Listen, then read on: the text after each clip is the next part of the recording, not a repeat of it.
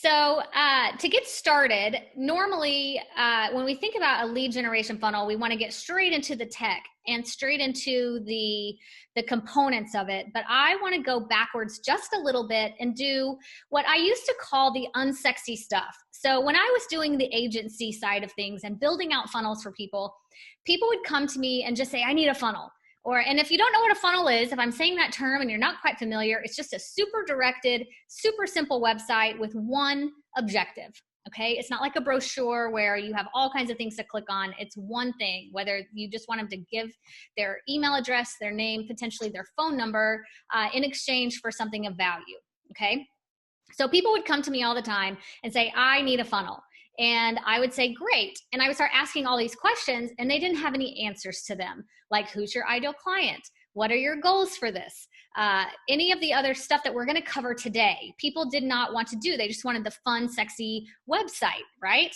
So before we move into the tech side of things, which will happen in the next few lessons, I want to start with the foundations. And some of these questions you may already know the answers to, some you may not, and you'll have plenty of time to go back and just kind of think about that.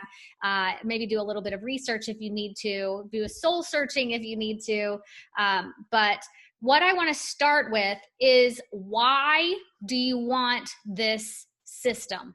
Okay. When I say system, it is a system. You are going to be building this like totally awesome technological automated system for your business. And so why do you want that? Do you want it to build your list only? And then what are you going to do with the people that join your list? Okay. I want you to start thinking a little bit bigger than just say, oh, I need traffic. Oh, I need this. I need that. I want you to think a little bit bigger and a little few steps ahead. So why do you want this as part of your business model or offerings? Of course, we are building an email list. So you have constant ability to communicate with your clients. Super important. But are there any other reasons why you want this in your business? So I want you to think about that and write it down like on your paper or whatever you have. So if you don't know the why right now, maybe it is as simple as, I just want to build a list of my customers. I want to build a list of my prospects. I want to have a way to communicate with my potential customers ongoing. Lists are really great and powerful for you to do market research. Basically, whenever you start building a list of your ideal clients, you can poll them and ask them what they want and ask them what they need. Instead of you sitting there thinking about what should I offer them, ask them, okay?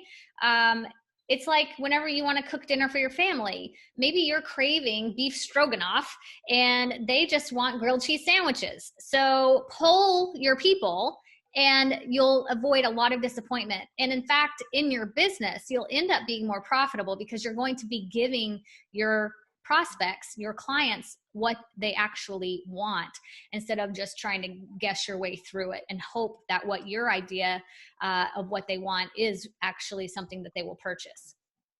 Will that actually also help kind of weed out some of the tire kickers?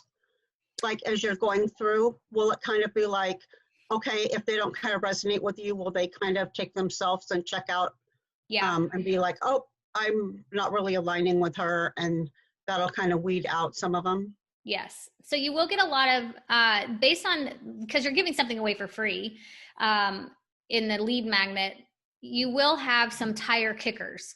But as you're marketing to them and nurturing that relationship, yes, some of them will weed themselves out. And then you'll be able to segment people that are actually opening and engaging with your emails and only start communicating with them. So right. you can segment people out. So yes, you will be able to weed out and really see who's interested in moving forward with you.